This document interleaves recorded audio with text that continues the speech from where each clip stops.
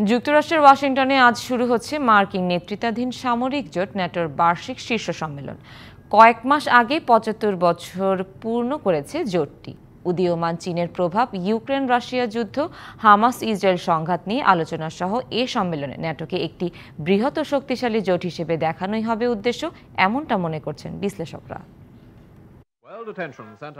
North Atlantic treaty organization, সংক্ষেপে NATO. বিশ্লেষকরা এটিকে দ্বিতীয় বিশ্বযুদ্ধের পর প্রতিষ্ঠিত সবচেয়ে বড় সামরিক জোট বলে মনে করেন। ১৯৪৯ সালে ইউরোপের কয়েকটি দেশ নিয়ে যুক্তরাষ্ট্রের নেতৃত্বে তৎকালীন সোভিয়েত ইউনিয়নকে ঠেকাতেই আত্মপ্রকাশ করে এই সামরিক বলয়টি। বর্তমানে ৩২ সদস্য রয়েছে এ জোটে। সোভিয়েত ইউনিয়নের বিরুদ্ধে সামষ্টিক প্রতিরক্ষা ব্যবস্থার অংশ হিসেবে প্রতিষ্ঠা হয়েছিল। তবে সোভিয়েত ইউনিয়ন ভেঙে যাবার পরেও ন্যাটো সম্প্রসারণ অব্যাহত থেকেছে, যাকে নিজেদের নিরাপত্তায় বরাবরই হুমকি হিসেবে দেখে আসছে রাশিয়া। তাই রাশিয়ার সীমান্তবর্তী ইউক্রেনের ন্যাটোয় যোগ দেবার খবর চাওয়ার হতেই ইউক্রেন অভিযান শুরু করে দেশটি। ইউরোপের নিরাপত্তায় গুরুত্বপূর্ণ যুগ সন্ধিক্ষণে এ সম্মেলন অনুষ্ঠিত হতে যাচ্ছে।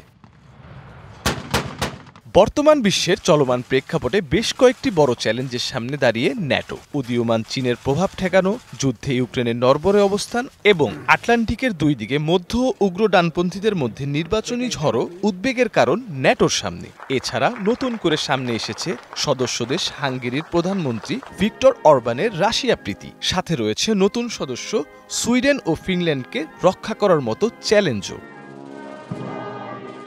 এমন এক সময় সম্মেলন অনুষ্ঠিত হচ্ছে যখন যুক্তরাষ্ট্রের প্রেসিডেন্ট জো বাইডেন আসন্ন নির্বাচনী বিতর্কে রিপাবলিকান প্রার্থী ডোনাল্ড ট্রাম্পের সঙ্গে প্রথম বিপর্যয়কর ফলাফলের পর নিজের রাজনৈতিক ভবিষ্যৎ নিয়েই লড়ছেন। তাছাড়া জোটের প্রতি ট্রাম্পের অঙ্গীকার নিয়েও মিত্রদের মধ্যে রয়েছে সন্দেহ। বৈশ্বিক খাদ্য সংকট, জলবায়ু পরিবর্তন ও শরণার্থী ঢল মোকাবেলার মতো ইস্যুগুলো আলোচনায় প্রাধান্য না পাওয়ায় এ জোটের ভবিষ্যৎ পরিকল্পনা নিয়ে প্রশ্ন তুলছেন অধিকার কর্মীরা। তাদের দাবি, সমস্যা সমাধানে কার্যকরী পদক্ষেপ নিতে ব্যর্থ হচ্ছে ন্যাটোর নেতৃত্বে থাকা যুক্তরাষ্ট্র।